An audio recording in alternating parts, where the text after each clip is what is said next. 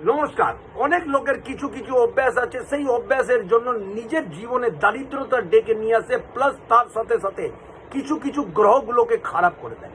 যেমনি নখ কামড়াবার অনেক লোকের অভ্যাস আছে, নখ কামড়ালে কি হয়, সূর্য গ্রহ খারাপ হয়। সূর্য গ্রহ খারাপ হলে জীবনে কোনোদিনই আপনারা সাফল্য পাবেন না, নাম যশ সুনামও কোনোদিন পাবেন না। 2 নম্বর হলো, অনেক লোকের যেখানেই বসবেন না কেন পা সর্বদা নড়াতে থাকেন, চেয়ারে হোক খাটে হোক যেখানেই বসবেন পা নড়াতে থাকেন।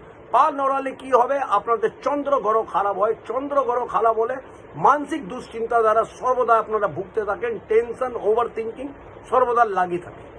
3 নম্বর হলো, আপনারা নিজের ঘরে বাইরে থেকে আসার পর জুতো এদিক ওদিক রেখে দেন বা জামা কাপড় খুলে এদিক ওদিক ছিটিয়ে দেন, তাহলে শনি গ্রহ আর রাহু গ্রহ খারাপ হয়ে যায়।